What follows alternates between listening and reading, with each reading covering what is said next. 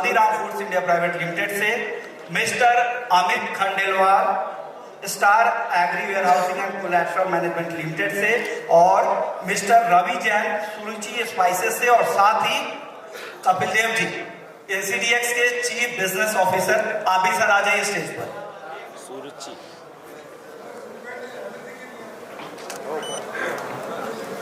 जितने भी पैनलिस्ट हैं प्लीज आ जाइए स्टेज पर। एक बार फिर से आपको बुलाया जा रहा है। मिस्टर के मेनन, शरद कुमार साहू जी, सुशांत पांडा जी, राजीव कुमार जी, अजीत जी बोरा, कैलाश जी, राम बाबू जी गोयल, अमित खंडेलवाल जी, मिस्टर रवि जैन साहब, सब लोग स्टेज पर आ जाए।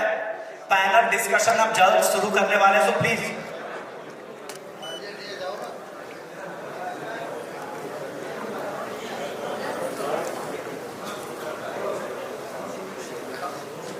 फैक्ट्री बहुत मदद है खैर फैक्ट्री बहुत मैच करी बढ़िया वो बता हम की वही लेगा ये जो मैं चढ़ जाऊँ इन कलर ब्लू क्यों नहीं है ब्लू ऑटो है भाई तो चेंज कर लें तो रिकॉर्ड बंद कर। जो भी पैनलिस्ट है प्लीज आ जाए स्टेज पर। मैं एनसीडीएक्स के एमडी और सीईओ अरुण रास्ते साहब को बुलाना चाहूंगा। हमसे क्या कोई आ गया जो रिंग वो सेट मैं शायद वो बाहर गए हैं। वो पैनल डिस्कशन के बाद वो हमें स्पाइसेस इंडस्ट्री के हालात पर कुछ अपने दो शब्द रखेंगे, क्योंकि उससे पहले पैनल डिस्कशन की शुरुआत हम करेंगे। जितने भी पैनलिस्ट बचे हुए पैनलिस्ट हैं प्लीज आ जाए स्टेज पर।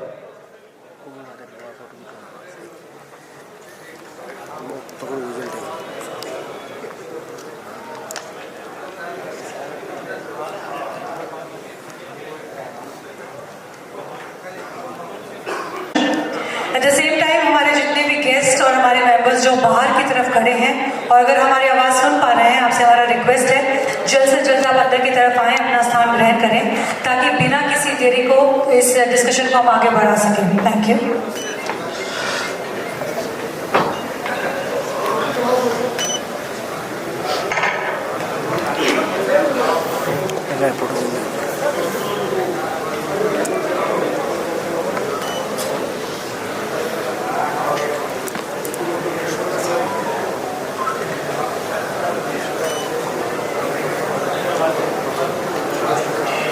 And before we start this discussion, I would like to tell you this panel discussion is all about problem and solutions in domestic trade. And as panelists, we have Shri K. Menon with us, Chief Operation Officer, Eastern Condiments. We have Mr. Sharad Kumar Sahu, MD, Ruchi Masala. We have Mr. Sushant Panda with us, Director, Jai Bharat Spices. We have Mr. Rajiv Kumar from Nilons Enterprises Private Limited, Pune. We have Mr. Ajit Bora with us, MD, Bora Foods Private Limited. We have Mr. Ram Babu Goyal with us from Haldiram Foods. We have Mr. Amit Khandelwal with us from Star Agri Warehousing. We have Mr. Kapil Dev and we have Mr. Ravi Jain, CEO, Suruchi Spices. Welcome you all. Now we can commence the discussion. Thank you. यानी कैलाश जी के अलावा सारे panelist हमारे साथ आ चुके हैं। कैलाश जी सुहाना spices से आप जहां कहीं भी हैं प्लीज आ जाए स्टेज पर। माफ कीजिए। चलिए शुरुआत करते हैं। Problems and solution on domestic trade. मसालों के कारोबार में क्या चैलेंजेस है और उसका क्या सॉल्यूशन होता है। पहले राउंड में हम बात करेंगे कि क्या चैलेंजेस है। जितने भी स्टेक होल्डर्स हैं अलग अलग सेगमेंट में यहाँ पर कैटर करते हैं। मैन्युफैक्चरर, प्रोड्यूसर से लेकर हमारे साथ एक्सचेंज से को भी रिप्रेजेंट कर रहे हैं। Sir, I'm so sorry to interrupt you, but I think we should call everyone inside so that they can also take the advantage of this discussion. Once again, I would like to request all the guests and the members who are standing outside, and if you can hear my voice, we request you to please come a little forward and settle down as soon as possible, so that we can continue with this panel discussion without further delay. Thank you. मेरा वो ऊपर नाम है तो थोड़ा मेरे एक photo ले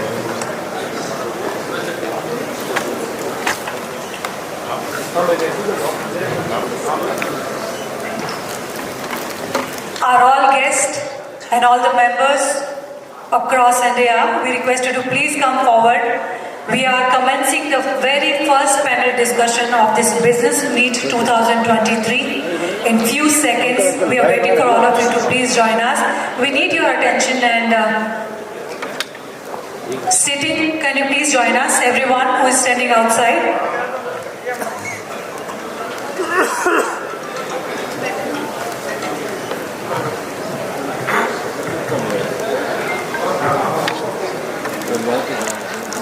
Once again, we request all of you to please join us as soon as possible so that we can start our very first panel discussion of this Business Meet 2023.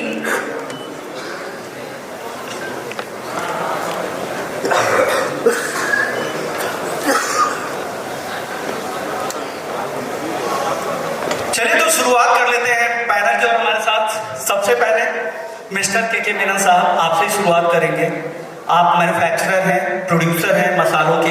What are the challenges you face as a manufacturer sir?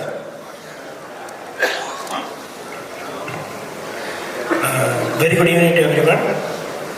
First of all, I would like to thanks to Rajasthan Association of Spices for giving me an opportunity for this panel. And before getting to the question, our honorable speaker, they already made a contest for the challenges and the solution. He explained in a detailed manner. Top of that, okay, what I see in our, basically, I represent the company called Eastern Condiments. It's now is a Norwegian Outlaw Group subsidiary units. And I can say the point of domestic as well as the export, we are the company domestic.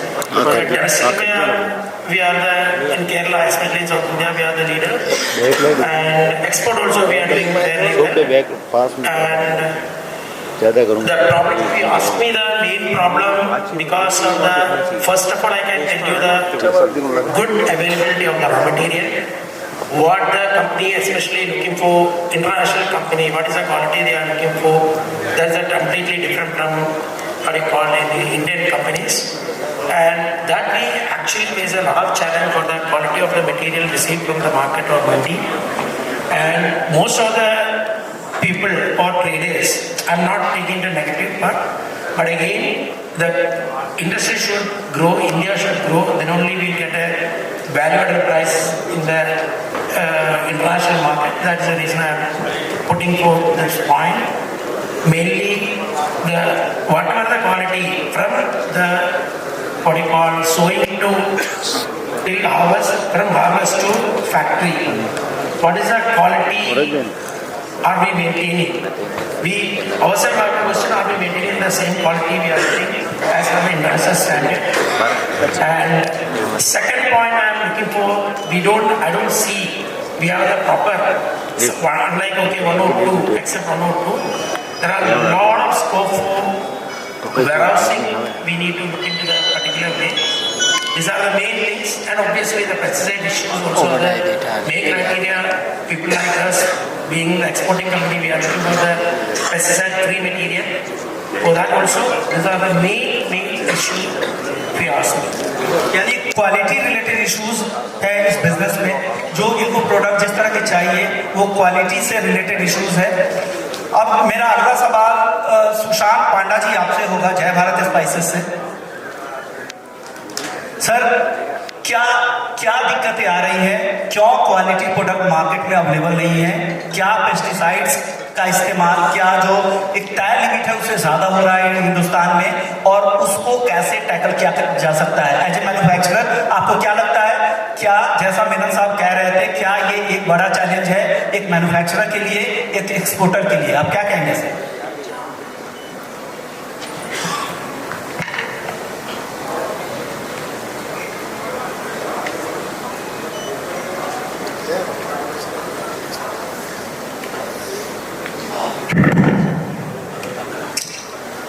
Good evening, Honorable President Secretary of Rajasthan Association of Spices, esteemed member, distinguished guest, Jai Jagan. Actually जो हम लोग मसाला company चलाता है उससे maximum हम लोग का maximum product Rajasthan का ऊपर डिपेंड करता है, बात सही है।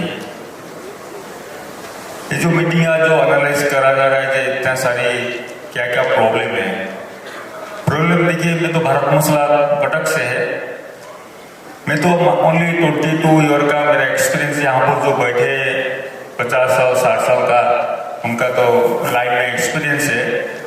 मेरे को जानना है, एक प्रॉब्लम है जो सप्लायर चाहता है, जो सप्लायर कुछ देने के लिए जो कमिटमेंट करता है, कोई मार्केट का समझ लीजिए सप्लायर हमारे से ऑर्डर ले लिया, मार्केट थोड़ा इंक्रीज हो गया, उसी टाइम में वो भूल जाता है अपना क्वालिटी मेंटेन करने के लिए और डिले सप्लाई कर देता है। आज मार्केट डाउन हो गया तो जितना ऑर्डर लेता है उसको फास्ट सप्लाई कर देता है।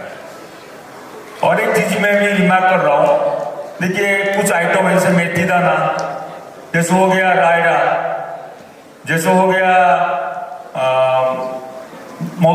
धनिया, उसी में नेट वेट होना चाहिए, लेकिन पार्टी हमेशा हमको ग्रॉस वेट में बिलिंग कराता है, वो भी एक ध्यान देना चाहिए।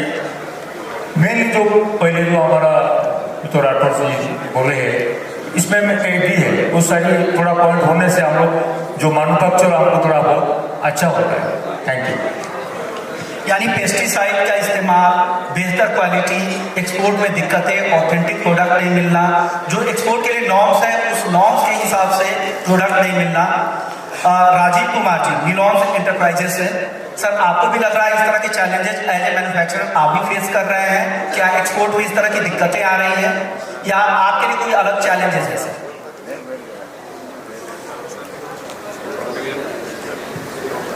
सर जैसा पांडा साहब बोल रहे थे, बिल्कुल सही बोल रहे हैं।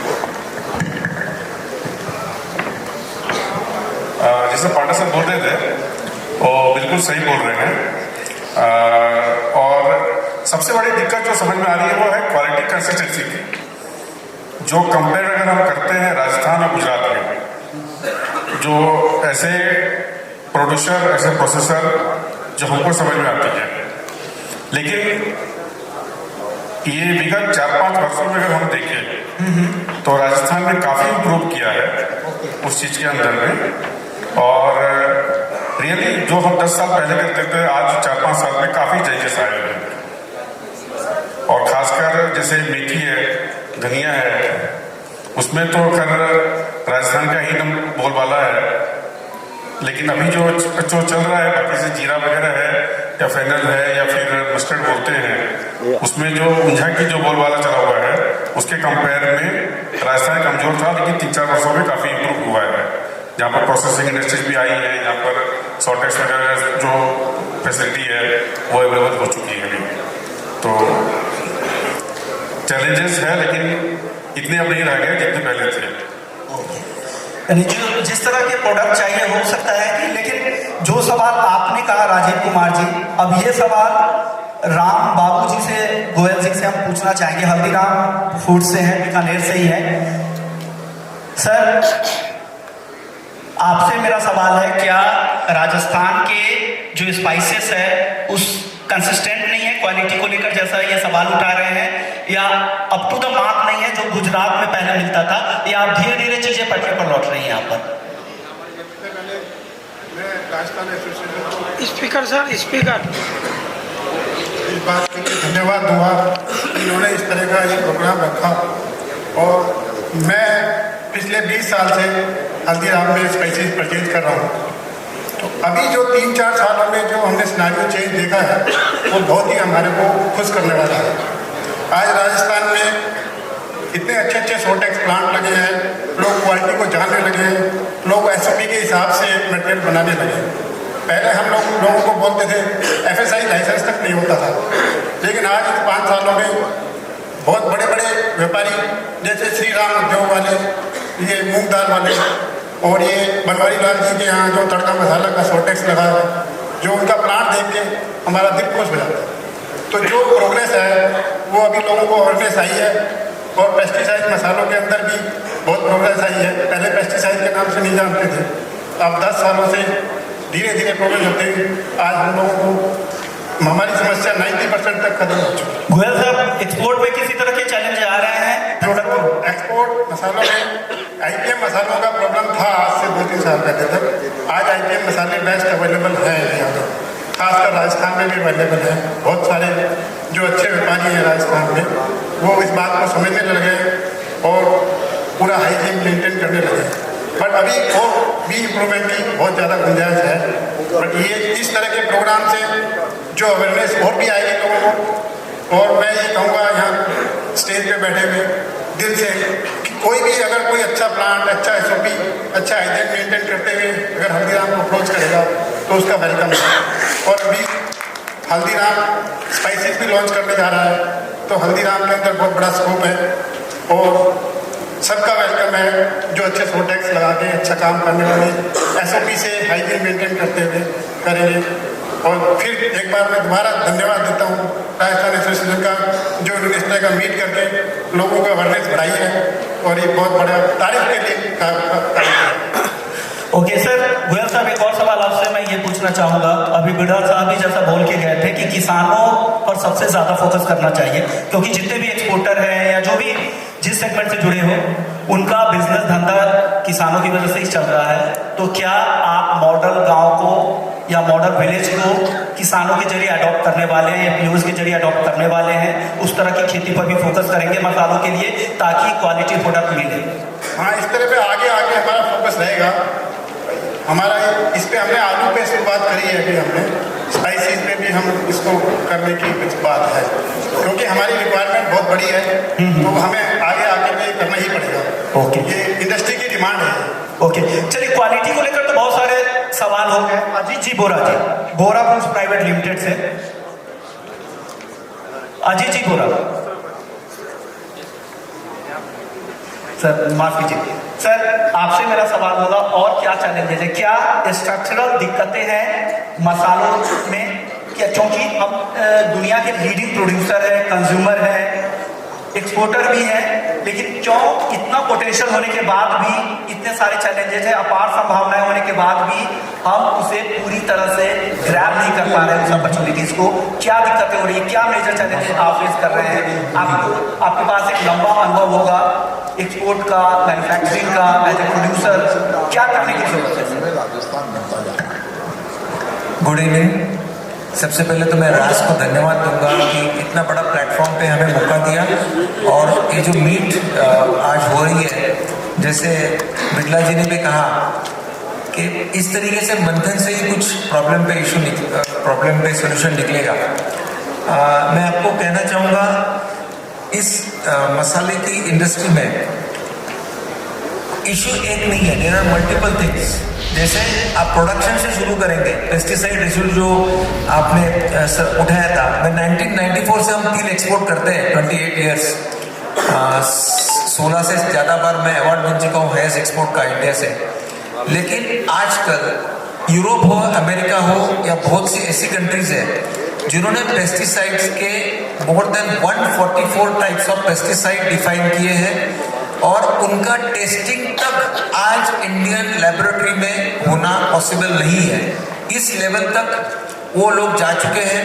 तो हमें बहुत ग्राउंड लेवल से काम करना पड़ेगा, किसान को, फार्मर को हमें शिक्षित करना पड़ेगा कि किस तरीके से वो पेस्टिसाइड का यूज कम करें, और हो सकता है कि उस तरीके का आगे हमें इंफ्रास्ट्रक्चर मिले इंडिया में, क्या हम ये पेस्टिसाइड यहीं पे उसको डायग्नोसिस करें बिफोर एक्सपोर्ट, क्योंकि बहुत से इंडिया के कंसाइनमेंट रिटर्न इसके कारण आ चुके हैं। उसी के साथ जो एक बड़ा इशू है एक्सपोर्ट में या मैन्युफैक्चरिंग में, even in India domestic market में, वो ये है हाइजीन स्टैंडर्ड, आपके माइक्रोबायोलॉजी जो आप माल एक्सपोर्ट कर रहे हो या इंडिया में भी बेच रहे हो। जैसा आपको पता है फसाई काफ़ी एक्टिव है, और इन सब बातों में हाइजीन लेवल मेंटेन करना एक बहुत बड़ी चीज़ है, जिसके लिए हमें एक बहुत स्किल लेवल की ज़रूरत है। जो आज मैं चाहूँगा कि जैसे रास जैसे बड़ी जो काफ़ी बड़ी बड़ी संस्थाएं स्थापन हुए हर एक स्टेट में, उन्होंने एक इनिशिएटिव लेके ये करना चाहिए कि हर एक स्टेट में कुछ न कुछ फूड इंडस्ट्री के लिए स्किल लेबर बनाने के लिए कुछ हम कोशिश करें जिससे हमें एक हाइजीन के साथ साथ स्किल लेबर रेडी मिले। जो आज आपको पता है कितने मशीन्स हम यूज कर रहे हैं, सॉटेक्स हो गया, ये तो बहुत नॉर्मल चीज हो गई आजकल, लेकिन उसके बाद भी हमें और 15-20 मशीनों की जरूरत पड़ती है जहाँ ह्यूमन टच नहीं चाहिए। सो हमें वो स्किल लेबर पे डेवलप करना है। उसी के साथ जैसे काफी प्रॉब्लम्स है सर हमें, जैसे फसाए में आज भी कोई अगर सैंपलिंग होता है तो उस सैंपलिंग का रिपोर्ट्स हमें 3-3, 6-6 महीना नहीं मिलता है, स्पीड की है, जबकि हमें उसे फॉलो करना पड़ता है। और वो उतनी लेबोरेटरीज आज भी इंडिया में है नहीं कि उसका हमें ऑन टाइम या बिफोर टाइम हम उसका रिपोर्ट्स हमें मिल सके, वो इंफ्रास्ट्रक्चर है नहीं इंडिया में। और उसी के साथ फूड इंडस्ट्री के लिए आज जैसे आप सबको पता है कि इंडिया एक हब है मसालों का, आज से नहीं काफी अरसों से है, सदियों से है। हमें बहुत बड़ी एक कोशिश के साथ आगे चलना होगा कि किस तरीके से हम अपने मसालों को वर्ल्ड में प्रमोट करें विद हाइजीन, क्वालिटी और अपने एक स्टैंडर्ड के साथ। मैं आपको बताता हूँ with my 35 years of experience, कितना भी गरीब आप कॉमन मैन ले लो, वो आपके अपने खुद के घर में मिक्सिंग वाली या हल्की चीज अपने बेबी बच्चों को नहीं खिलाता है, वो अच्छी चीज खिलाता है। और हम सबको यहाँ पे सब मैन्युफैक्चरर्स बैठे हैं, प्रोसेसर्स बैठे हैं, यहाँ तक कि ऑक्शन की मंडी में माल खरीदते वो भी लोग बैठे हैं यहाँ पे। मैं उनको गुजारिश करूंगा कि किस तरीके से हमें अच्छा क्वालिटी प्रोडक्ट देने के लिए कोशिश करनी चाहिए, क्योंकि आजकल जो मशीन्स अवेलेबल है और जो फैसिलिटीज हम दे सकते हैं क्वालिटी प्रोडक्ट के साथ बहुत कम खर्चे में, वो हमें आज एब्जॉर्ब करके उस तरीके से आगे जाना चाहिए। और प्रॉब्लम्स तो काफी आएंगे लेकिन उसके साथ आगे बढ़ना है हमें। Thank you.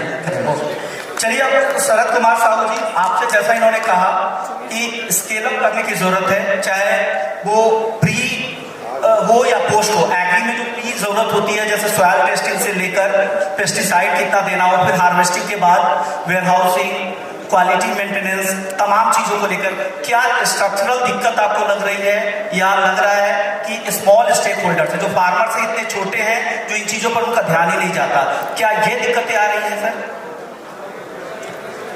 नमस्कार, पहले मैं राजस्थान एसोसिएशन ऑफ स्पाइसेस को धन्यवाद देता हूँ, जैसा बड़ा कार्यक्रम किया है। ये सबको मदद करेगा, किसान को, मैन्युफैक्चरर को, सबको।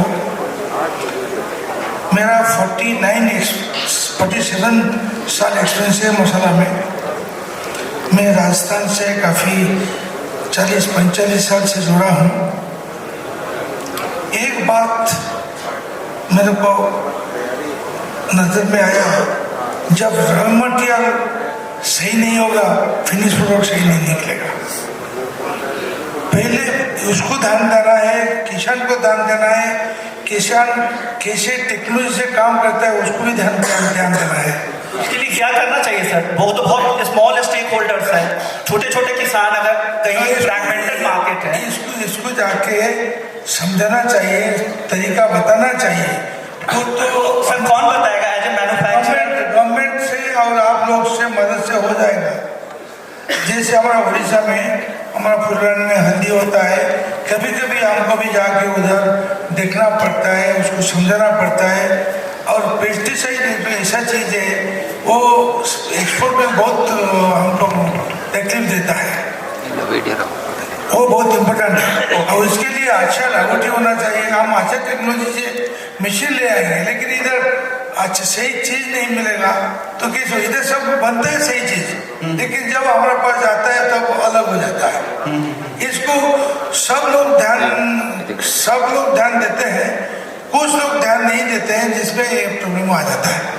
ओके सर, कैलाश जी, सुहाना स्पाइसेस प्राइवेट लिमिटेड से, कैलाश जी क्या लग रहा है ये जो कह रहे हैं, क्या पॉसिबल है? क्या सरकार की कोशिश ही हो सकता है, या एज ए मैन्युफैक्चरर प्रोड्यूसर आप लोगों की क्या जिम्मेदारी है?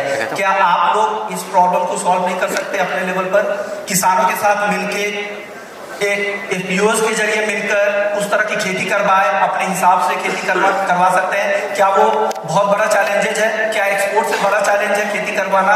अगर आप जैसा बिरला साहब कह के गए कि मॉडल गांव अडॉप्ट कर सकते हैं, जहां भी जो बड़े इलाके हैं जहां पर स्पाइसेस की खेती होती है, क्या वहां पर किसानों के साथ मिलकर इस काम को नहीं किया जा सकता है? एफपीओज के साथ मिलकर काम नहीं किया जा सकता है?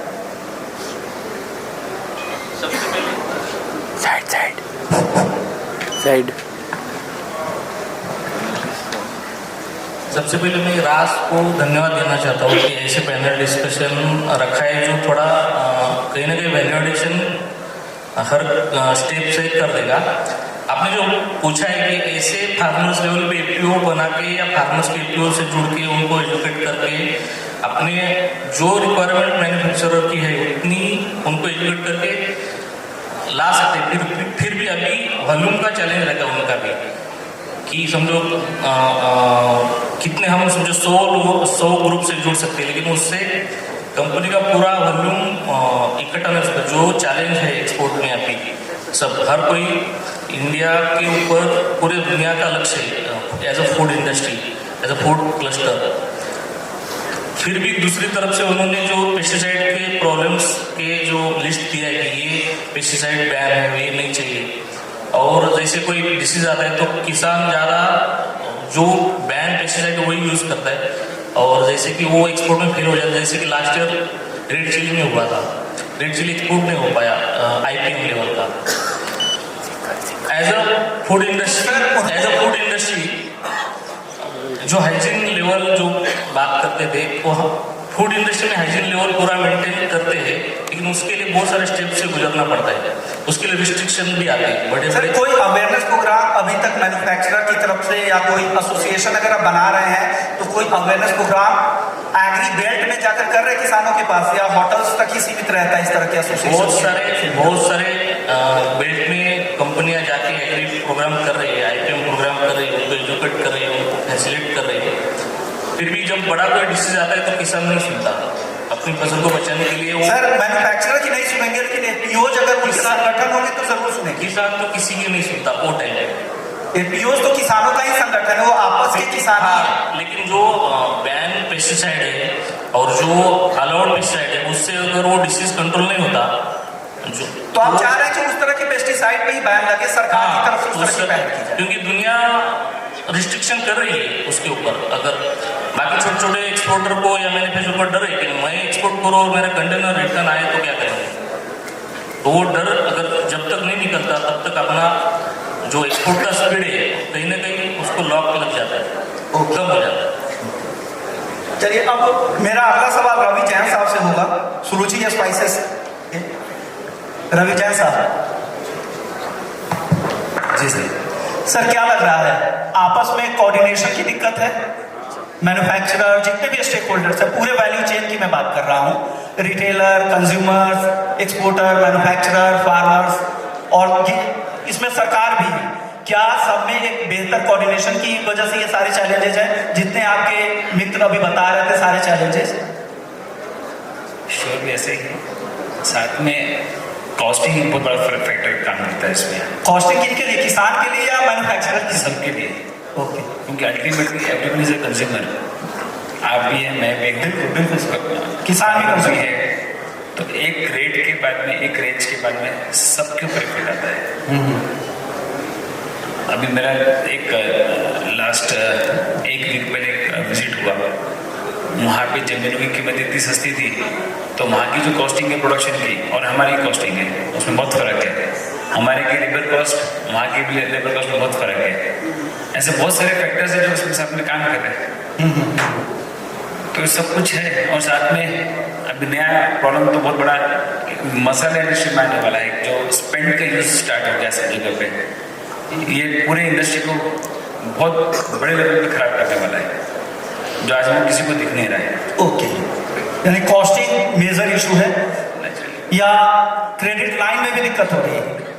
नहीं, कोई भी मसाला वाला आज के डायरेक्ट में क्रेडिट में कोई कमजोर नहीं है, सब कैश पेमेंट वाले हैं। ओके, चलिए अभी तो पिछले कुछ साल काफी अच्छे रहे, कोरोना के बाद से तो सबके लिए अच्छे, जितने भी स्टेक होल्डर्स हैं सबके लिए बेहतर ही रहे हैं मसालों के लिए। तो इसके बाद और कौन कौन से चैलेंज आपको लग रहे हैं कि अभी भी बने हुए हैं जो आगे भी दिक्कतें दे सकते हैं मसाला मैन्युफैक्चरर को? व्हाट्सएप मार्केटिंग सबसे बड़ा चैलेंज। थोड़ा सा भी कुछ होता है तो मार्केट में रेट ऐसे बढ़ता है या ऐसे डाउन होता है कि आप सोच ही नहीं सकते। 2 दिन में 3 दिन में 10 रुपये 15 रुपये किलो की तेजी मंदी ऐसी कर लेते हैं सब लोग। ओके सर, हमारे साथ एक्सचेंज के chief business officer Kapil Dev जी भी हैं। क्या एज ए मैन्युफैक्चरर, ट्रेडर, कारोबारी, एक्सपोर्टर के तौर पे हेजिंग के लिए क्या आप प्लेटफॉर्म का इस्तेमाल करते हैं या ये चैलेंजिंग आपको लगता है? ये भी आपके चैलेंजेस में से एक चैलेंजेस है NCDX के platform? Personally I don't do anything on NCDX। Haldiram के गोयल साहब, क्या लग रहा है एक्सचेंज के प्लेटफॉर्म को हेजिंग के तौर पर, टूल्स के तौर पर, क्योंकि प्राइस रिस्क तो हमेशा बना रहता है किसी भी प्रोडक्ट पे, तो डोमेस्टिक हेजिंग के लिए क्या ये बेहतर टूल्स NCDX के पास है जो स्पाइसेस में मौजूद है? नहीं, इसके बारे में नहीं, यही है कि बहुत ज़्यादा कुछ नहीं कहा। कपिल देव जी, आपसे मेरा सवाल होगा, क्या दिक्कत हो रही है लीक करने में, इंडस्ट्री को जोड़ने में, किसानों को जोड़ने में? कहाँ दिक्कत आ रही है? काफी सालों से आप लोग मसालों के कॉन्ट्रैक्ट चला रहे हैं, कहाँ पर दिक्कतें आ रही है कि ये लोग आपके प्लेटफॉर्म पे आके हेजिंग नहीं कर रहे हैं, कारोबार कर रहे हैं, रिस्क हमेशा बना रहता है, एक्सपोर्ट है, करेंसी रिस्क है, साथ ही बाकी जितने भी डिमांड सप्लाई से लेकर प्राइस कीमतों में उतार चढ़ाव को लेकर, क्योंकि अकेला इंडिया एक प्रोड्यूसर है नहीं। इसके बावजूद ये क्यों नहीं हेजिंग के लिए एक्सचेंज का प्लेटफॉर्म, इसके टूल्स को क्यों नहीं इस्तेमाल कर रहे? नहीं, देखिए, ऐसा नहीं है कि हेजिंग नहीं कर रहे हो। अगर पूरी दुनिया में कहीं स्पाइसेस की फ्यूचर्स ट्रेडिंग होती तो हमारे यहाँ भी होती है। बाकी किसी भी एक्सचेंज के पास कोई स्पाइस का एक्टिव फ्यूचर्स कॉन्ट्रैक्ट नहीं है, और हमारे पास जो भी फ्यूचर्स कॉन्ट्रैक्ट है वो एक्टिव है और बहुत ही अच्छी लिक्विडिटी के साथ ट्रेड होते हैं, डिपॉजिट्स भी होते हैं, डिलीवरी भी होता है। और पिछले कुछ दिनों में आपने देखा भी होगा कि बड़े बड़े conglomerate, business conglomerates now venturing into spices, consumer packaging.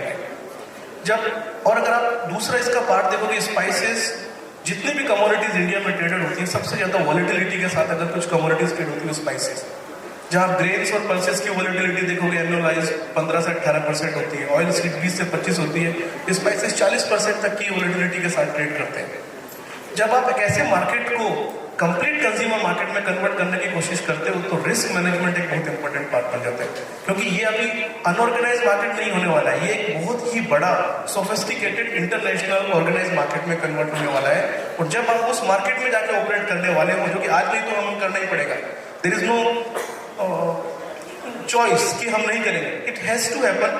क्योंकि अगर आप देखेंगे अभी ऑलमोस्ट 30-40% स्पाइसेस का बिजनेस कंज्यूमर बिजनेस में चेंज हो चुका है, तो वहां पे आपको अपना रिस्क मैनेजमेंट देखना पड़ेगा। नाउ अब आपको ये देखना पड़ेगा कि रिस्क मैनेजमेंट को मैं कैसे डिफाइन करता हूँ, राइट? क्वालिटी रिलेटेड रिस्क है, प्राइस रिलेटेड रिस्क है, मार्जिन रिलेटेड रिस्क है, और जो बाकी के रिस्क है जो कि हम नहीं कवर करते। हम क्या करते हैं, जो भी प्रॉब्लम देखिएगा, इंटरेस्टिंगली अगर आप देखेंगे जो एक्सचेंज का इकोसिस्टम है वो बहुत सारी चीजों का सोल्यूशन एक साथ देता है।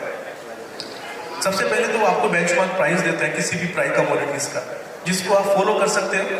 अभी यहाँ पे जितने भी लोग बैठे हैं, कहीं ना कहीं अगर वो उन कमोडिटीज में ट्रेड करते हैं जहाँ पे एक्सचेंज ट्रेडिंग होती है, कहीं ना कहीं एक्सचेंज के प्राइसेस को वो फॉलो करते हैं, ट्रेड करते हैं या उसको ट्रैक करते हैं, तो कहीं ना कहीं एक बेंचमार्क प्राइस मिलता है जो आपको हेल्प करता है डिसीजन मेकिंग में। और ये सिर्फ यहाँ जो लोग बैठे उनके लिए एप्लीकेबल नहीं है, ये उनके लिए भी एप्लीकेबल है जो उस स्पाइसेस को ग्रो करते हैं। पॉइंट नंबर 2, बात आई क्वालिटी की। आज की तारीख में अगर आप पूरे स्पाइसेस इकोसिस्टम में देखेंगे, आपने बताया अभी कि 6 महीने लगते हैं FSSAI को रिजल्ट देने में। एक्सचेंज इकोसिस्टम में 3 से 4 दिन के अंदर हम FSI के पैरामीटर पर रिजल्ट डिलीवर करते हैं। 3 से 4 दिन के अंदर NABL approved lab ISO guideline, international guideline उनको फॉलो करके, राइट? और हर साल हर महीने हम स्पाइसेस में अच्छी क्वांटिटी में मेटल डिपॉजिट करते हैं। विजिबिलिटी हम क्रिएट करते हैं ENWR के थ्रू। आज बैठ के देख सकते हो कि कौन सी कमोडिटी जो स्पाइसेस में ट्रेड हो रही है, किस लोकेशन पे कितनी अवेलेबल है, राइट? आई थिंक इस तरह की विजिबिलिटी आप किसी और स्पाइसेस में नहीं दे सकते, एक्सेप्ट उन स्पाइसेस में जहां पर ये कमोडिटीज की ट्रेडिंग हो रही है। रही बात फार्मर्स की, देखिए फार्मर्स को अवेयर करने का सबसे बेस्ट तरीका उसको उस प्रोसेस का पार्ट बनाया जाए जिस जहां पर उससे एक्सपेक्टेशन है, उसके पास कैसे पहुंचा जाए। I think the price is the best way to reach to the farmers, right? farmers are not shying away to deliver you the best quality. Right? Only thing is that what they are getting for that quality and how you can ensure it one-to-one या through a market mechanism. आज हमारे पास 500 FPOs हैं जो exchange platform से जुड़ी हुई trading कर रही हैं, 10 लाख फार्मर्स जुड़े हुए हैं, ऑप्शंस की ट्रेडिंग फार्मर्स कर रहे हैं, राइट? तो कहीं ना कहीं फार्मर्स को हमें पार्ट बनाना पड़ेगा उस प्रोसेस का जहाँ पे प्राइस डिस्कवरी हो रही है, उनको कॉन्फिडेंस देना पड़ेगा कि आप अच्छा प्रोड्यूस करेंगे तो आपको अच्छा रिलाइजेशन मिलेगा। आई थिंक अब इंडिविजुअल फार्मर के पास जाने की जरूरत नहीं है, as a ecosystem, as a market, अगर हम ये कमिटमेंट किसी भी सिस्टम से, चाहे वो एक्सचेंज के थ्रू हो या एज ए मार्केट हो, अगर हम दे सकते हैं तो farmers, I think personally, is ready to deliver the best quality whatever it is. यानी प्राइस ट्रेंड को समझने के लिए, रिस्क मैनेजमेंट के लिए एक्सचेंज के प्लेटफॉर्म का इस्तेमाल करना जरूरी है, जैसा कपिल देव जी कह रहे थे। इस मुद्दे पर वापस आएंगे जब हम सॉल्यूशन की तरफ जाएंगे। अमित खंडेलवाल जी, स्टार एग्री वेयर हाउसिंग से। अमित जी, वेयर हाउसिंग एक अहम मुद्दा है, पोस्ट हार्वेस्टिंग कितना गैप है हमारे यहाँ वेयर हाउसिंग का, जितनी डिमांड है उसके मुकाबले, इस चैलेंजेस को कैसे दूर किया जा सकता है, कितना चैलेंजेस है, और सॉल्यूशन भी आपसे शुरुआत करूंगा। इसके लिए आप क्या सॉल्यूशन दे रहे हैं, क्या बता रहे हैं, क्या मैसेज आ रहा है? अगर मैं कभी हमारी कृषि मंत्री से बात होगी तो उन तक क्या मैसेज मैं लेकर जाऊंगा आपकी तरफ से? सबसे पहले तो मैं राजस्थान स्पाइसेस एसोसिएशन का पुनः धन्यवाद करना चाहूँगा कि जैसे सब लोगों ने किया है, लेकिन फिर भी जितनी तारीफ की जाए कम है, ये सबको एक मंच प्रदान करने के लिए। जहाँ तक वेयर हाउसिंग की बात है, लगभग जितने बड़े सेंटर्स हैं हिंदुस्तान में, एमपी के, राजस्थान के, गुजरात के, साउथ के, सब जगह वेयर हाउसिंग और कोल्ड स्टोरेजेस अवेलेबल हैं। कुछ जगह कम है, वो रिक्वायरमेंट के हिसाब से रेगुलर बनते जा रहे हैं। मुझे नहीं लगता कि स्टोरेज की कोई बहुत बड़ी कमी है, खासकर स्पाइसेस के लिए।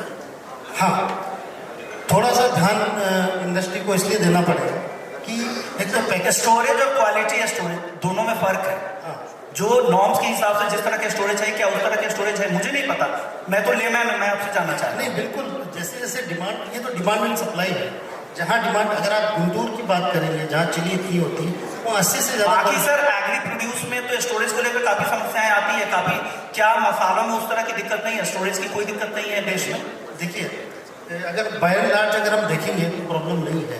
80% मेजर लोकेशंस पे इनफ स्टोरेज है, क्वालिटी स्टोरेज है, और ज़रूरत के हिसाब से वो फैसिलिटीज़ डेवलप भी हो रही है। ऐसा नहीं है कि बहुत ज़्यादा कोई प्रॉब्लम है स्टोरेज की। मुझे नहीं लगता कि कोई बहुत बड़ी प्रॉब्लम है।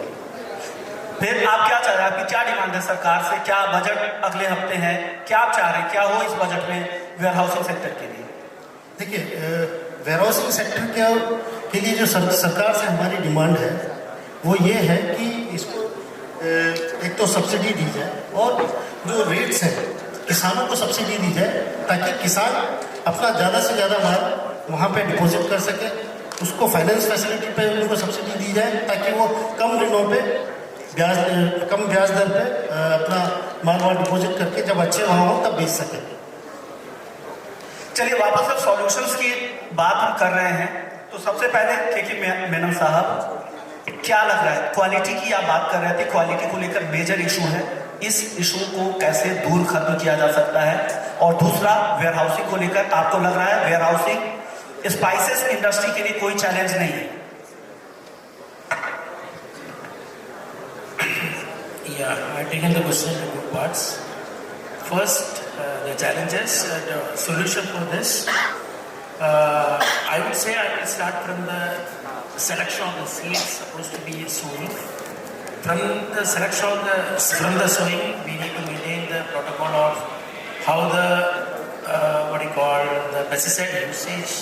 We are not saying okay, we are looking for any organic material, but what is the controlled pesticide supposed to be used in each and every product? Because in India, the FFSI, unlike the past 5 years, a lot of changes they are bringing. Some of the cases I can say our food safety standards more than the European standards. Some of the molecules they are saying in that way. So going forward next 5 years, I think India will be one of the best supplier of spices among the world. be what you call US and Europe. From the sowing, what I said, then the harvesting. From the harvesting, we need to looking for what is the quality of method we are harvesting the products. Where we keep the material? Do we have any, instead of the normal warehouse, why do we keep it in the cold storage to protect the aroma of the products and any other pest attack, weeds attack and all the things? We should look into because as far as my concern, I am telling you, last 15 years what we did, we normally buy the material from Kota, Rajasthan or Ramganj Mandi, we are taking to all the way to our factory to South India, then cleaning from there. Now later on, what we did, we are putting a factory in Kota, our own factory, cleaning the machine, cleaning the material. But again, I am telling you, this is not our manufacturer responsibility. This is basically the responsibility of what you call the producers as well as the processors who can supply the good material to manufacture. That's all. You can actually value add the product. I'm telling you one thing, you will get the price. That is definitely, because all the manufacturers, they are looking for the good material. As sir said, whatever the input of the raw material, the output will come. I'm adding that point. Whatever the manufacturer, they are looking for the good product always. So we need to get a good material from the mandi or market. Otherwise, what happens? A company like us, okay, we can put the thing. Rest of the people, they are struggling. They don't get the value of the product. And since we are not giving the good input, the output also will be the problem. Later on, it will affect the market. So we need to have a good agricultural practice from the beginning itself. Then how do we store the material? Then what are the cleaning methods we are supposed to be used? Any destoner, any color sorter, or vibrator, sifter, etc., etc. Then you should value add. Then only will get the price. That is what is the solution. यानी quality standard आपको maintain करना पड़ेगा, तो उसके लिए pesticide का जो level है वो कंट्रोल करना पड़ेगा, उसमें इंटरवीन करना होगा सरकार को। रेगुलेटरी कुछ दिक्कतें हैं जहां पर अगर उसको कंट्रोल किया जाए तो आप क्वालिटी प्रोडक्ट बना सकते हैं। शरद कुमार साहू जी, आपसे मेरा सवाल होगा। शरद जी, सर जो ये सॉल्यूशन बता रहे हैं, इस सॉल्यूशन को पाने के लिए क्या करने की जरूरत है? आपके पास, आपको देखकर ही लग रहा है काफी लंबा अनुभव होगा। कहाँ दिक्कतें आ रही हैं सर, क्या हल है इसका? आप जो स्टोरेज का बात बोल रहे हैं, ये बहुत इम्पोर्टेंट है। जब पेड़ इसका फल दे देता है, उसी टाइम से लेके एंड तक क्वालिटी कंट्रोल करना है।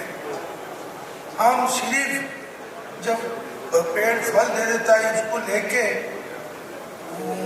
मंडी तक जिस तरह का आता है, वो क्वालिटी नहीं है। क्वालिटी उस दिन से उस टाइम से करना है। सर ये तो चैलेंजेस है, इसके लिए सॉल्यूशन आपके पास? ये इसको बहुत बड़ा इम्पोर्टेंट रोल गवर्नमेंट का है। गवर्नमेंट हमको जो स्टोरेज के लिए जगह गोडाउन बहुत सही तरीके से देना चाहिए। ये फार्मर का बॉस में नहीं है, कोई मैन्युफैक्चर जाके छू मंतर करके घर बना नहीं देगा। ये टुगेदर को इसका पीछे लगना है। अच्छा स्टोरेज चाहिए, अच्छा गोडाउन चाहिए, ये सब चीज़ नहीं है। मेरा ख्याल से जितना देर हम पहुँचे हुए हैं, मैं जो अपलोड में देखा हूँ, बहुत पीछे है हम। अमित जी क्या कह रहे हैं? आपके पास अगर माइक है तो बताइए, क्या उस लेवल का स्टोरेज अब तक आप नहीं बना पाए? वेयर हाउसिंग में तो आप लंबे समय से है, क्या सही कह रहे हैं? बिल्कुल, इनका कहना काफ़ी हद तक सही है। क्यों सर, क्या दिक्कत हो रही है? मैं वही बता रहा हूँ कि फार्मर लेवल पे जो छोटे छोटे प्रोडक्शन सेंटर्स हैं, एक्चुअली गवर्नमेंट को वहाँ पे अच्छी वेयर हाउसिंग फैसिलिटीज़ डेवलप करवाने की ज़रूरत है। जो जितने कंज्यूमिंग सेंटर्स हैं, बड़े सेंटर्स हैं, वहाँ by and large facilities develop हो चुकी हैं। बट अगर हमको क्वालिटी बिल्कुल ग्राउंड लेवल से सुधारनी है, तो जो सर कह रहे हैं वो बिल्कुल ठीक है, ताकि छोटे सेंटर्स पे, प्रोडक्शन सेंटर्स पे quality testing laboratory warehouses अगर गवर्नमेंट डेवलप करे तो it will be a great help. Okay sir, Sharad साहब आप अनुभवी है, मैं फिर से पूछ रहा हूँ, क्या टेक्नोलॉजी इसमें अहम रोल प्ले कर सकता है? टेक्नोलॉजी के जरिए क्या इसको हम टैकल कर सकते हैं? क्या ये सॉल्यूशन होगा? और जैसा आप कह रहे थे, प्री जो हार्वेस्टिंग से पहले के जितने भी प्रोसेस होते हैं, क्या टेक्नोलॉजी की मदद से उस पर कंट्रोल किया जा सकता है? इसको बढ़ावा देना चाहिए। इसके लिए तो गवर्नमेंट का सहयोग जरूरी चाहिए और बहुत बड़ा तरीके से मदद चाहिए। वो तो अच्छा है। किस तरह का मदद चाहिए सर? अगर मुझे मैं समझ लो तो कभी बात करूँ तो मुद्दे पे बोल रहे हैं। एक बार सिर्फ तो धनिया, जीरा एंड मेथी तो 21 पैसा नहीं है, इसमें चिली भी आता है। ऊपर क्या था चिली? बिल्कुल चिली उधर जो रेंज है, बहुत सारे रेंज है। जिस तरीके से वो प्रोक्योर कर रहे हैं या बेच रहे हैं, वो जा रहा है तो देखने का लायक है। इसको कैसे सुधारेंगे? बहुत मुश्किल है। समझ लो हम इधर रास्ता पे कुछ सुधार ले लेंगे और सब मसले में तो चिली पड़ता है। चिली तो जरूर चाहिए। वो गलत चीज से आएगा, उसमें खराबी आएगा तो सब स्पाइसी को खराब करेगा ही करेगा। सर तो ऑथेंटिसिटी जो मसालों को लेकर, इंडियन स्पाइसेस को लेकर कहा जा रहा है, तो उस ऑथेंटिक प्रोडक्ट को बनाने के लिए एक लाइन में अगर कोई सुझाव देना हो तो आप बताइए, क्या है आपका सुझाव? वायरस को पूरा अच्छी ढंग से ठीक करना चाहिए, तब कुछ अच्छा रॉ मेटेरियल हमको मिलेगा, हम कुछ क्वालिटी प्रोडक्शन कर पाएंगे। ओके, चलिए सुशांत पांडा जी। सुशांत पांडा जी, आपसे मेरा सवाल होगा, आप क्या सुझाव देना चाह रहे हैं?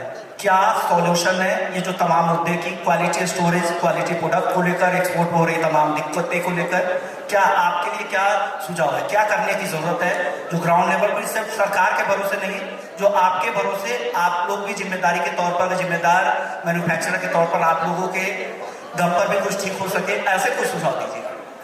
देखिए, एक्चुअली फिर भी मैं थैंक्स देता हूँ RS को, इतना बड़ा प्रोग्राम आज बनाया।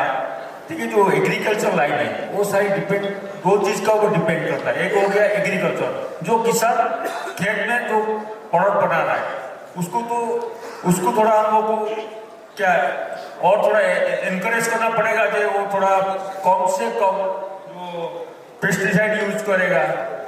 वो तो किसान फसल हो गया, और भी एक धरती का जैसे बारिश का जैसे हो गया, वेदर का भी डिपेंड करता है। वेदर हिसाब से अच्छा प्रोडक्ट भी निकालने के लिए अच्छी वेदर की कंडीशन चाहिए, वो तो किसान का काम है। दूसरा हो गया मार्केट से मंडी आ जाता है।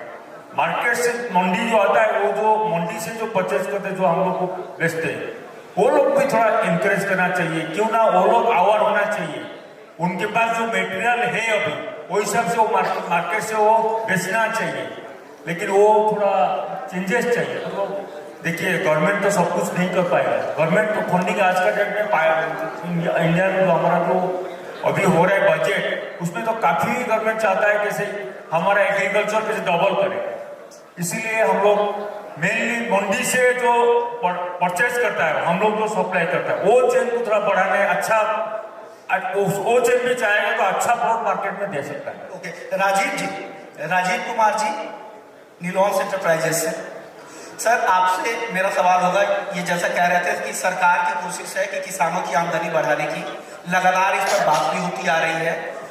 क्या किसानों को बेहतर भाव नहीं मिल पाते, इस वजह से वो उस नॉर्म्स के मुताबिक जो क्वालिटी स्टैंडर्ड पूरे इनपुट में जो इस्तेमाल करना चाहिए वो इस्तेमाल नहीं हो पाता, क्योंकि उनके पास कॉस्टिंग की दिक्कत है। जैसे आप लोग कह रहे हैं कि किसानों के पास भी ऊंचे कॉस्ट की दिक्कतें हैं, कमाई कम हो रही है, प्राइसेस ऊंचे भाव में भी उनको बहुत ज्यादा फायदा नहीं हो रहा। क्या ये दिक्कतें हैं, ये मेजर चैलेंजेस है, इसके लिए क्या सॉल्यूशन आप लोग दे रहे हैं? चैलेंज तो है ही, किसान के साथ में भी चैलेंज है, लेकिन साथ साथ में जैसा साहू साहब बता रहे थे कि हम अगर किसान को सपोर्ट करते हैं, जहाँ पर वेयर हाउसिंग का भी अगर उनको हम सपोर्ट करते हैं, वेयर हाउसिंग जहाँ पर फसल हो रही है वहीं पर अगर लोकल में वेयर हाउसिंग होता है तो शायद वहाँ पर किसान को सपोर्ट मिलेगा और जो क्वालिटी की चीज जो मिलनी चाहिए वो लगता है उसको ज़्यादा इम्प्रूव हो सकती है उसके अंदर में। ओके, यानी लोकल वेयर हाउसिंग की जरूरत है।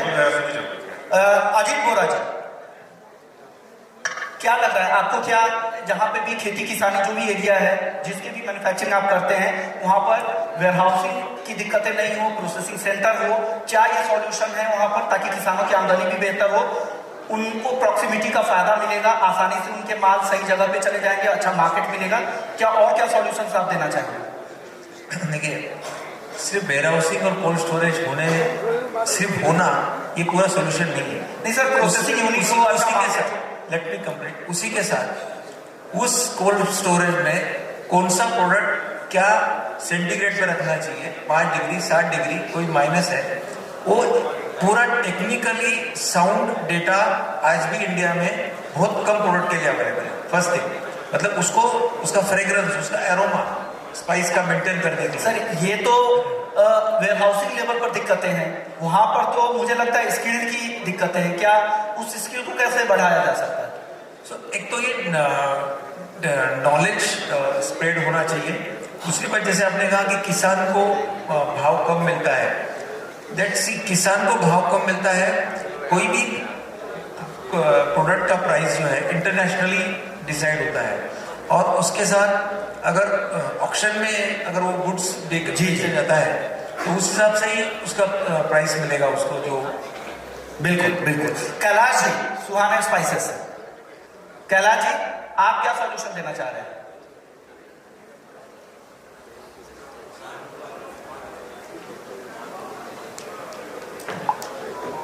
देखो, किसान के लेवल पे जाके हर चीज उनको बताना और उनसे करवा लेना ये थोड़ा दिक्कत वाला काम है, क्योंकि किसान हर किसी की नहीं सुनता। मैं अभी थोड़ी देर पहले बताया कि जब भी प्रॉब्लम आता है तो वो अपनी या किसान नहीं सुनता, यानी किसान उसके लिए एफपीओज ही काम कर सकते हैं, क्योंकि उनके बीच के लोग रहेंगे तो ज्यादा काम करेंगे, लेकिन उसके लिए एफपीओज की फंडिंग आप लोग करने के लिए तैयार है क्या है जो मैन्युफैक्चरर?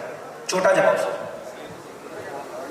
एपीओज को फंडिंग तो गवर्नमेंट कर ही रही है ऑलरेडी। नहीं, आप अपने लेवल पे एपीओज की बना सकते हैं, जैसा बिरला साहब भी कह रहे थे कि एपीओज अगर मैन्युफैक्चर चाहे तो कंपनियां एपीओज बना सकती है, लेकिन उसको भी लिमिटेशन, हर कंपनी को एक लिमिटेशन आ ही जाता है, क्योंकि हर काम कंपनी तो नहीं कर सकती। कंपनी गुड मैन्युफैक्चरिंग कर सकती है, गुड सर उनकी एक यूनिट उसके लिए तो काम कर सकती है, जैसे सीएसआर के तौर पर अगर वो उनका यूनिट एपीओज के लिए काम कर रहे हैं, उनकी मदद कर रहे हैं, उनके अवेयरनेस के लिए काम कर रही है।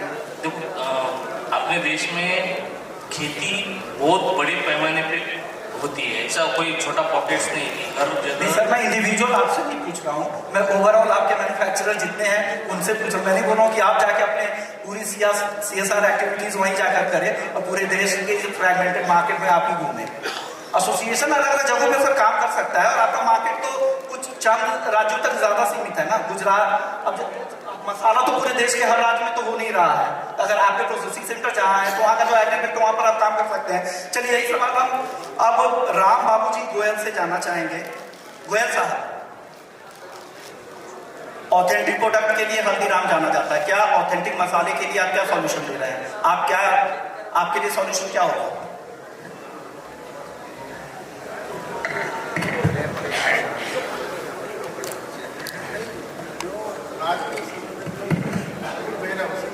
तो प्रॉब्लम है, और अगर इसकी कोई क्लियर कट गाइडलाइंस हो गवर्नमेंट की, जैसे सीएसआर में कवर हो और कोई कॉर्पोरेट सेक्टर को सपोर्ट मिले तो कॉर्पोरेट सेक्टर इस पर काम कर सकता है। बढ़िया भी ऐसी कोई क्लियर गाइडलाइंस है नहीं गवर्नमेंट की, ना ही सीएसआर में ये कवर है नहीं। तो आप लोगों की कुछ प्लानिंग होगी जब स्पाइसेस में उतर रहे हैं तो सर क्वालिटी को मेंटेन करने के लिए कुछ तो प्लान किया होगा? हल्दीराम का तो इतना बड़ा ब्रांड है। अभी तो हम सप्लायर्स पे ही डिपेंड है, तो हम तो सप्लायर की ऑथेंटिसिटी तो आप चेक कर ही रहे होंगे। नहीं, वो हमारे अपने इन हाउस लैब है, हम लोग पहले इन हाउस लैब में मटेरियल चेक करते हैं, तो उसके बेस पे हम मटेरियल लेते हैं। ओके, रवि जैन साहब, सुरुचि सर, आप क्या, आपके पास क्या हल है और कुछ क्या कहना चाहेंगे? जितने भी मैन्युफैक्चरर आपके भाई बैठे हुए हैं, जितने भी साथी बैठे हैं, अगर एक यूनिट में आप काम करना चाह रहे हैं तो क्या सॉल्यूशन लेकर सब लोग एक साथ जाएंगे, और अगली बैठक में जब आएंगे तो क्या कुछ नया लेकर आएंगे? सर, मैन्युफैक्चरर कुछ भी नहीं कर सकता है, वो अपनी जहाँ उसका यूनिट है वहाँ अपने लिए सब कुछ करेगा। जो जिस जगह पे जितने ट्रेडर्स, ब्रोकर्स जिस स्टेट में जिस जगह बैठे सर, एसोसिएशन के तौर पे अगर आप एसोसिएशन के मेंबर है तो आप नहीं, जितने व्यापारी बैठे हैं जिस अपनी जगह पे, उन्हीं को वहाँ पे लोकली करवाना पड़ेगा, तभी हो सकता है, ना तो इम्पॉसिबल होना। हम कहाँ जाएंगे? आज मैं महाराष्ट्र में बैठा हूँ, राजस्थान में आके कहाँ से मैन्युफैक्चरिंग वेयर में काम कराऊंगा? पॉसिबल ही नहीं है। नहीं, वेयर हाउसिंग के लेवल पर मैं बात ही नहीं कर रहा हूँ सर। एसोसिएशन अगर जाके अवेयरनेस प्रोग्राम करे, जो जो दिक्कतें आपकी क्वालिटी को लेकर है, पेस्टिसाइड के लेवल को है, तो क्या ग्राउंड पर जाके वो किसानों से, आपका एसोसिएशन बात नहीं कर सकता वहां पर जाकर किसानों से? कर सकता है ना, बहुत सारे लोग कर रहे हैं। ऐसे अगर एसोसिएशन में अगर इस तरह की समिट आप करते हैं तो मुझे तो लगता है किसानों को भी बुलाना चाहिए ताकि उनके अंदर भी अवेयरनेस हो। जब तक कि किसान अवेयर नहीं हो सकता तब तक कुछ भी नहीं हो सकता है। किसान को तो अवेयर करना ही पड़ेगा, और किसान को अवेयरनेस लाने के लिए जो एजेंसीज काम कर रही है उन्हीं का काम है, वो करवा देंगे। हमारा काम क्या है, हम एश्योरेंस दे सकते हैं कि हम आपका माल उठा लेंगे, हम आपका माल परचेस कर लेंगे जो भी प्राइस हो मार्केट में। बाकी आप बोलेंगे एवरीथिंग एज ए मैन्युफैक्चरर हम जाके करें तो दैट इज नॉट पॉसिबल, क्योंकि एक प्रोडक्ट पे काम नहीं करें ना आप मल्टीपल प्रोडक्ट पे काम करते हो। मैन्युफैक्चरिंग की बात कर रहा हूँ। चलिए अब सर आखिरी राउंड की तरफ जा रहे हैं, सॉल्यूशन की तरफ। बहुत छोटा छोटा जवाब चाहूंगा, अगले 5 मिनट में हमें करना है। अब वायदा बाजार की हम बात कर लेते हैं। वायदा बाजार एक अहम टूल है, प्राइस ट्रेंड वगैरह। हालांकि पिछले 2-3 सालों में प्राइसेस इतने बेहतर रहे हैं कि आप लोगों ने इस तरफ नहीं ध्यान दिया होगा, लेकिन क्या लग रहा है रिस्क मैनेजमेंट के लिए टूल्स की कितनी अहमियत है वायदा बाजार की? सबसे पहले आप ही बता दीजिए सर। मैंने आपसे पहले कहा मैं करता नहीं हूँ, मैं फिजिकली गुड्स को स्टॉक को होल्ड करके अपने आप को हेज करता हूँ, फिर काम कर लेता हूँ। साहू जी कितनी अहमियत है सर? देखिए सबसे इम्पोर्टेंट रोल है हमारा इंडिया में भगवान ने जो पैदा कर रहे हैं, जो चीज़ पैदा होता है इसको सही ढंग से सुरक्षित रखा जाए। एक साल का जो उगलता है पैदा 2 साल जा सकता है। सही ढंग से हम रख नहीं पाते, बहुत नुकसान हो जाता है, बहुत वेस्ट हो जाता है। वेस्ट को कंट्रोल करने के लिए चाषी का पास जो सब ट्रेडर लोग हैं, जो लोग हमको सप्लाई करते हैं, वो भी ध्यान देना चाहिए, गवर्नमेंट भी ध्यान देना चाहिए, हम लोग भी ध्यान देना। हम उधर से आके इधर ध्यान नहीं दे पाएंगे। इंडिया में एक तो हल्दी, एक तो चिली, एक तो आपका जीरा वगैरह जो होता है, 4-5 स्टेट इसमें मेन रोल करते हैं। वो सब चीज़ सब सही ढंग से होने से सही ढंग से हमारा प्रोडक्ट हो जाएगा। गोयल साहब, रिस्क मैनेजमेंट की आपकी टीम होगी, हल्दीराम एक बड़ी कंपनी है, रिनाउंड कंपनी है, रिस्क मैनेजमेंट के लिए आप लोगों के पास क्या टूल्स है और आप लोग कैसे रिस्क मैनेज करते हैं, प्राइस रिस्क जो होते हैं? नहीं, हम रिस्क मैनेजमेंट में हम नहीं जाते, हम अपना परचेज करके हम अपना लोग स्टोरेज करवाते हैं कोल्ड स्टोरेज। आपको क्या लग रहा है ये टूल्स जरूरी है इकोनॉमी के? हमारे को एक बेसिक प्राइस का आइडिया मिलता है, प्राइस ट्रेंड का पता चलता है, पता लगता है, तो हमारे को परचेज करने में कॉन्फिडेंस आता है कि हाँ भाई ये प्राइस जो व्यापारी बोल रहा है ये ठीक बोल रहा है। उतना ही है, हम उसको बहुत ज्यादा यूज नहीं कर रहे। ओके, पांडा जी, कटक में क्या वायदा को लेकर अवेयरनेस है? एग्री वायदा को लेकर, सॉरी एग्री डेरिवेटिव मार्केट को लेकर कितनी अवेयरनेस है आपके मार्केट में? आप जिस एरिया में, जिस रीजन में काम करते हो वहाँ पर? डेफिनेटली हमारा जो मार्केट अभी देखिए, हमारा कुछ जो सिविल ट्राइब एरिया है जहाँ पर टर्मरिक का बहुत बड़ा काम मतलब किसान बनाता है, यहाँ का टर्मरिक अभी भी देखिए वहाँ पूरा विदाउट फर्टिलाइजर यूज होता है, जो ऑर्गेनिक टर्मरिक हम बोलते हैं। जिंजर भी कुछ हमारा एरिया में है, वो भी ऑर्गेनिक में चलता है। इसी वजह से देखिए एसोसिएशन का जो रोल है, एसोसिएशन चाहेगा तो देखिए हम लोग तो फिजिकल मार्केट के ऊपर भी मैक्सिमम डिपेंड करता है। जो एनसीडीएक्स मार्केट है उसमें हम लोग डिपेंड नहीं करते, हम लोग एनसीडीएक्स को ओनली मार्केट का जो ट्रेंड देखने के लिए यूज करता है। फिजिकल मार्केट में एसोसिएशन चाहेगा तो उसका बहुत बड़ा रोल कर सकता है, वो भी किसान को अवेयर करेगा, इसके साथ जो सप्लायर है, ट्रेडर है, उन लोग को भी अवेयर करेगा। ये मेरा ओके, एक राजेश जी का एक सवाल आया है ई-नाम को लेकर, जो सरकार की जो इलेक्ट्रॉनिक मंडी है जिसके जरिए कोई भी किसान कहीं से भी अपना माल बेच सकता है, देश के किसी भी कोने में माल बेचने की आजादी होती है, बीच के बिचौलिए से। तो एज ए मैन्युफैक्चरर आपसे ही मैं सवाल पूछना चाहूंगा, क्या ई-नाम के जरिए एज ए मैन्युफैक्चरर कभी आपने किसानों से माल खरीदा है क्या? जी हम किसानों से, हमारा एरिया में जो हल्दी उगलता है उधर से किसान से खरीदी करते हैं, लेकिन इधर हम खरीदी कर नहीं पाते। इधर हमारा जो हमको जो सप्लायर है उससे खरीदी करते हैं, इधर किसान के पास हम पहुंच नहीं पाते हैं। ओके, दूसरा जगह में हमारे अलावा हम दूसरा जगह पहुंच नहीं पाते हैं। ओके, ई-नाम को लेकर अब कैलाश जी से मैं पूछना चाहूंगा, सर ई-नाम को लेकर कितनी अवेयरनेस है लोगों में? क्योंकि नंबर ऑफ फार्मर जितने रजिस्टर्ड दिखते हैं वो नंबर कितने ऑथेंटिक है? क्या वाकई किसानों से डायरेक्ट माल खरीदा जा रहा है? एज ए प्रोड्यूसर क्या आप उनसे माल खरीद रहे हैं सीधे, क्योंकि वहां पर बंदिशें नहीं है किसी मार्केट की, वो बियॉन्ड किसी भी मार्केट देश के किसी कोने से आप उसे माल खरीद सकते हैं।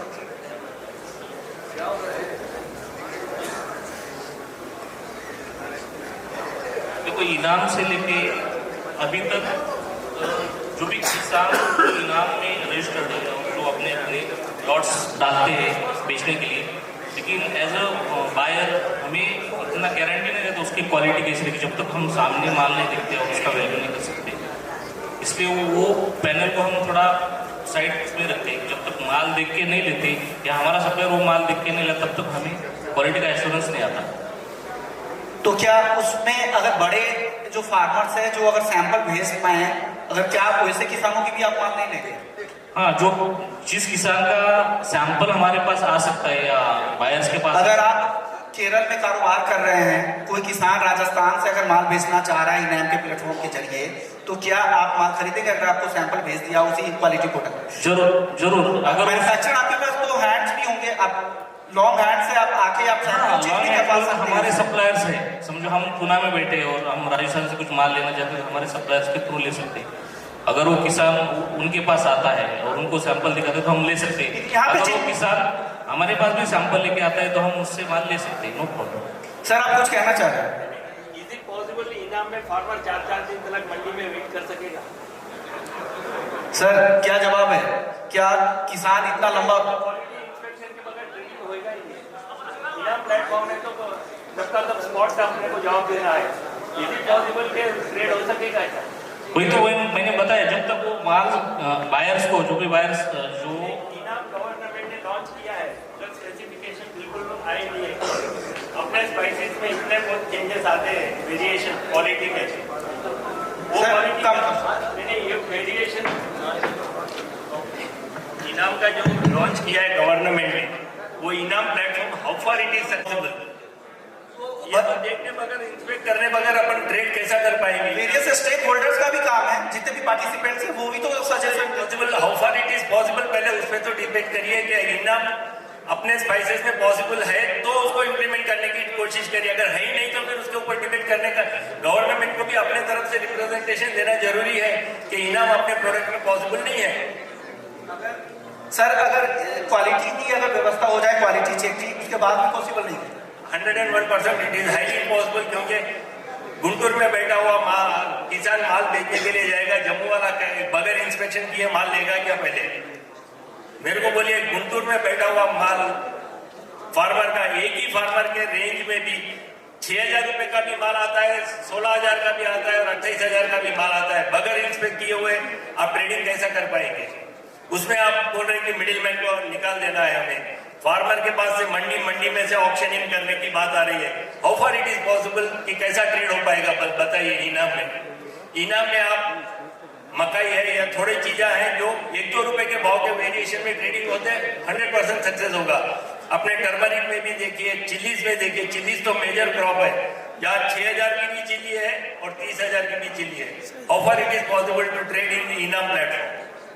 सर ये चैलेंजेस बहुत सारे हैं, अलग अलग प्रोडक्ट है, अलग अलग चैलेंजेस है, सभी स्टेक होल्डर्स हम कोशिश यही कर रहे हैं कि क्या चैलेंजेस है वो जानने की कोशिश कर रहे हैं। अगर आपके पास अब कोई सॉल्यूशन है तो वो बता दीजिए, ताकि जो ऊपर में लोग बैठे लोग हैं उन तक आपकी आवाज है। अपने पास सोल्यूशन अगर नहीं है तो अपना भी स्टेक होल्डर का ड्यूटी है गवर्नमेंट को कि इनाम को प्रेशर कर रहे हैं कि इसको इम्प्लीमेंट करिए, तो ये पॉसिबल नहीं है बोल के प्रेजेंट करना जरूरी है, अपना भी स्टेक होल्डर का जरूरी है। ये तो अपने प्रोडक्ट में तो होने का पॉसिबिलिटी नहीं है ना। फॉर एग्जाम्पल थोड़े प्रोडक्ट है, कॉटन है, अभी आप कॉटन का 29 mm का कॉटन का ये प्राइस है, 30 mm का ये प्राइस है, 32 mm का ये प्राइस है, वो डिसाइड करना इजी है। Where in spices that too in chilli, how far it is possible? आपने इसके सॉल्यूशन के लिए या वहां से ये हटाने के लिए इस तरह के प्रोडक्ट को आपने किसी तरह का रिप्रेजेंटेशन? दो तीन बार जब भी ऐसे ही सेमिनार में आए, जब भी बोले हैं कि मेरे को प्रूव करके बताइए कि how far chilli is product eNAM में पॉसिबिलिटी है बोल के। गवर्नमेंट का प्रेशर है, अच्छा कॉन्सेप्ट है, फार्मर को अच्छा प्राइस आने के लिए अच्छा कॉन्सेप्ट है। How far it is possible in chilli? हम आपको भी चैलेंज से पूछते तो हमारे को एक्सप्लेन करिए तो हमारा भी माइंडसेट क्लियर होगा। सर आपके पास thank you sir, thank you sir. बहुत वैलिड बात कह रहे थे। इसका एक छोटा सा जवाब मैं दे सकता हूँ कि जब तक गवर्नमेंट को जो ये इनाम योजना लागू कर रही है, उन्होंने जो बोला वो बिल्कुल ठीक है। बिना क्वालिटी गारंटी, बिना क्वालिटी टेस्टिंग, बिना क्वालिटी गारंटी कोई भी बाहर का आदमी माल नहीं खरीद पाएगा। तो गवर्नमेंट को चाहिए जहाँ भी वो इनाम प्रोडक्ट, चाहे वो चिली में स्पाइसेस थोड़े ज़्यादा टिपिकल है क्वालिटी के मामले में, लेकिन स्पाइसेस क्या सारे कमोडिटीज़ में ही गवर्नमेंट को इंस्पेक्शन एजेंसीज और क्वालिटी गारंटी एश्योरेंस देनी पड़ेगी। क्या लोकली अगर इस तरह की क्वालिटी लैब अगर लोकल लेवल पे बढ़ाया जाए, जैसे हम कह रहे थे कि टेक्नोलॉजी को बढ़ावा देते हैं कि हर रीजनल लेवल पे बढ़ावा दिया जाए, क्या उससे प्रॉब्लम सॉल्व होगा? इनको कुछ एजेंसीज विद इंडेमिनिटी एनरोल करनी पड़ेगी। जैसे कपिल जी वहाँ बैठे हैं, जैसे NCDH में होता है कि वहाँ पे आपकी क्वालिटी गारंटी होती है, तो इनको कुछ एजेंसीज एनरोल करनी पड़ेगी इनाम के साथ में, जो वहीं पे immediately with in minimum time limit farmer के लॉट का क्वालिटी टेस्टिंग करें और उसको गारंटी करें, और अगर डिफर होता है किसी कारण से that should be penalised. Okay, तो that should be a mechanism. Sir session काफी लंबा हो गया है, 2 मिनट में मुझे खत्म करना होगा। कपिल जी आपसे सवाल है, क्या इस क्वालिटी को मेंटेन रखने के लिए, क्वालिटी चेक के लिए क्या लोकल यूनिट्स बनाने की जरूरत है? टेक्नोलॉजी का के इस्तेमाल को बढ़ावा देना पड़ेगा और लैब की संख्या बढ़ानी पड़ेगी? देखिए, ओवरऑल इंफ्रास्ट्रक्चर पे काम डेफिनेटली करना पड़ेगा, और जो इंफ्रास्ट्रक्चर बन रहा है उसमें आप विजिबिलिटी कैसे क्रिएट करते हो उसके ऊपर भी आपको काम करना पड़ेगा। ऐसा नहीं है कि क्वालिटी के ऊपर काम नहीं हो सकता है। हमारे सिस्टम में जो भी माल आता है 10 लाख टन या 12 लाख टन हर साल माल आता है, एवरी बैग इज टेस्टेड और उसका हम सैम्पलिंग करते हैं, लाइव रिजल्ट देते हैं। देयर आर प्रोसेस कि अगर आपको डाउट लगता है तो कैसे करते हैं। तो I think it's a matter of intent and a process. जब आप किसी एक ऐसे अनऑर्गेनाइज मार्केट को ऑर्गेनाइज की तरफ लेके जाने की कोशिश करते हैं, इट विल टेक टाइम। बहुत वैलिड पॉइंट है। बहुत ही ऑर्गेनाइज मार्केट है, फ्रैगमेंटेड मार्केट है, मार्केट इतना बड़ा है, तो आपको लैब्स के दायरे बढ़ाने पड़ेंगे, टेस्टिंग का दायरा बढ़ाना पड़ेगा, फिर धीरे धीरे स्थिति ठीक होगी। अचानक आखिरी सवाल वायदा को लेकर आपसे छूट गया था, क्या सॉल्यूशन है सर? इतने बड़े मैन्युफैक्चर होकर भी अगर वो हेजिंग के लिए अगर सिर्फ प्राइस ट्रेंड को देखने के लिए NCDX के प्लेटफॉर्म का इस्तेमाल नहीं कर रहा है, कहां पर चूक हो रही है NCDX से? सेशन का आखिरी सवाल है सर। देखिए, आई थिंक 2 चीजें हैं। एक तो ऑफकोर्स अवेयरनेस की है, और इस तरह के प्लेटफॉर्म जब भी क्रिएट होते हैं, चाहे वो RES है या कोई भी है, एक इम्पोर्टेंस इस मुद्दे को देनी ही पड़ेगी कि जो प्राइस मूवमेंट, आपने बोला प्राइस बढ़े हैं तो सारे लोगों को फायदा हुआ, ऐसा नहीं है। प्रोसेसर लोगों को फायदा नहीं हुआ होगा या चैलेंज रहा होगा बढ़ते हुए प्राइसेस में प्रोक्योरमेंट करने का। तो आई थिंक ये जो कॉन्सेप्ट है इसके बारे में अवेयरनेस क्रिएट करने की जरूरत है। करेंसी का रिस्क मैनेजमेंट अभी काफी बड़े लार्ज लेवल पे हो गया है, तो ये भी वही है। करेंसी का मूवमेंट आपकी प्रॉफिटेबिलिटी को सर्टेन परसेंटेज से इम्पैक्ट करता है, बट रॉ मटेरियल का मूवमेंट आपके पूरे प्रॉफिट को इम्पैक्ट कर सकता है। तो कहीं ना कहीं जिस चीज को आप फॉलो कर रहे हो, जिस चीज को आप देख रहे हो, उसके लिए आपको सोचने की जरूरत है। आपको अपनी खुद के रिस्क, आप फायर इंश्योरेंस खरीदते हो, आप फिडेलिटी इंश्योरेंस खरीदते हो, आप इंडेमनिटी इंश्योरेंस खरीदते हो, आप करेंसी हेजिंग करते हो, आप अपनी फैक्ट्री का इंश्योरेंस खरीदते हो। ये सब रिस्क मैनेजमेंट है जो स्लोली एंड ग्रेजुअली आए, पहले सब चीजें नहीं लेते थे। तो कहीं ना कहीं प्राइस रिस्क के बारे में भी इंडस्ट्री को सोचना पड़ेगा। हम लोग ऐसे फोरम पे आके बहुत अवेयरनेस क्रिएट करते हैं और करते रहेंगे आगे, बट कहीं ना कहीं इंडस्ट्री प्रोसेस से अवेयरनेस करना भी चाहिए। और रिस्क मैनेजमेंट तो किसी भी कारोबार का अहम पहलू हो सकता है कि 2-3 साल बहुत बेहतर हो तो आपको उस तरह के पिक्चर आपको अभी तक देखने को नहीं मिले हैं, लेकिन रिस्क मैनेजमेंट करके कारोबार करना सबसे बेहद अहम होता है। शुक्रिया जी। एक बात साफ निकला कि सब लोग क्वालिटी को लेकर काफी चिंतित है, जिस तरह से दिक्कतें क्वालिटी पेस्टिसाइड के इस्तेमाल को लेकर है, लेकिन मुझे लग रहा है चैलेंजेस तो आप कहीं भी जाए, चैलेंजेस बताने में सब आगे रहते हैं। चैलेंजेस ढेर सारे होते हैं, सॉल्यूशन बहुत कम मिल पाता है, लेकिन एक सॉल्यूशन अगर एग्री मार्केट को अगर सुधारना है इंडिया में, तो अगर किसानों को अगर बेहतर भाव मिलेगा तभी सबसे बेहतर सॉल्यूशन होगा। तमाम चैलेंजेस का एक ही सॉल्यूशन है, किसानों को जिस दिन बेहतर भाव मिलना शुरू हो जाएगा उस दिन सारे चैलेंजेस भी खत्म हो जाएंगे। शुक्रिया सभी मेहमानों का, आपने वक्त दिया।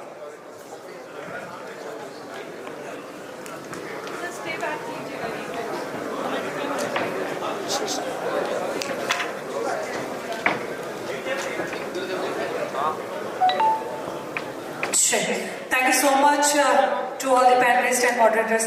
So now it's time to felicitate. For that, to felicitate, I would like to request our founders, I would like to request Mr. Kailash Chand Atolia, please join us. We request Hasimalji Doshi, please join us. And Mr. Banwari Lalji Agarwal, please join us.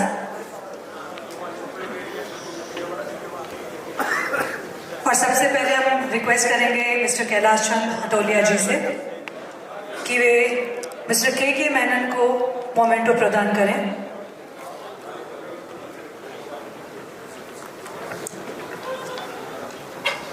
At the same time, we request Mr. Madan Lal ji, please join us.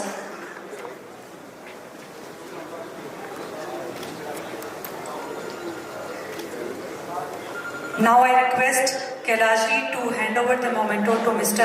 Sarat Kumar Sahu ji from Ruchi Masala.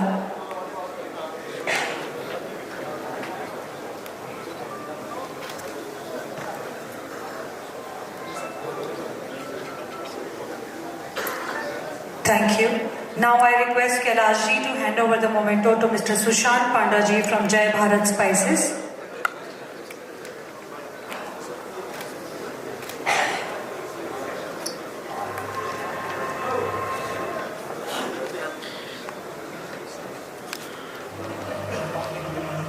Thank you so much. Thank you so much, Kailash ji. Now I request Mr. Hasimalji Doshi to hand over the memento to Mr. Ajit Bora from Bora Foods.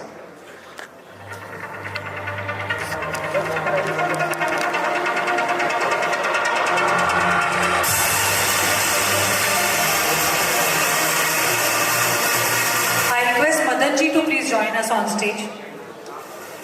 Now I request Hasimalji to hand over the memento to Mr. Ram Babuji Goyal from Haldiram.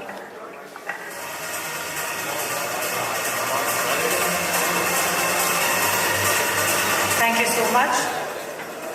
Now I request Hasimalji to hand over the memento to Mr. Kailash ji from Suhana Spices.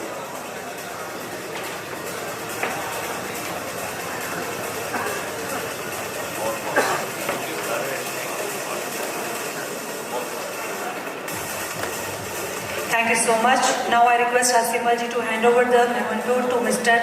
Rajiv Kumar ji from Nilons Enterprises.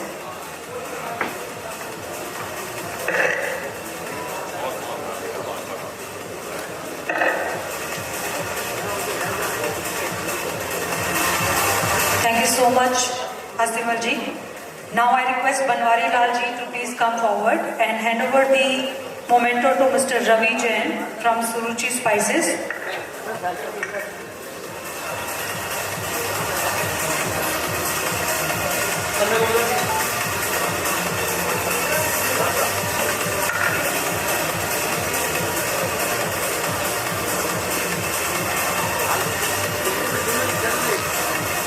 Thank you so much. Now I request Banwari ji to please hand over the memento to Mr. Kapil Dev from NCDEX.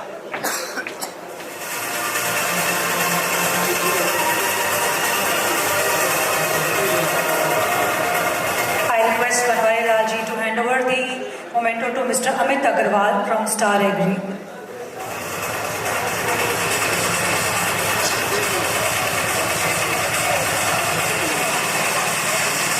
Thank you so much, Banwari Lal ji. And now I request Mr. Shyam Jaju from SRK Spices to please join us and to hand over the memento to our moderator, Mr. Vishnu Mohan.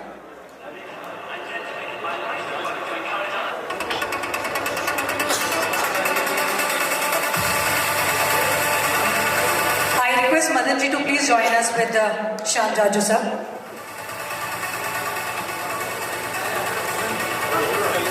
Vishmohan ji, can we have the one more picture with Madan Lal ji?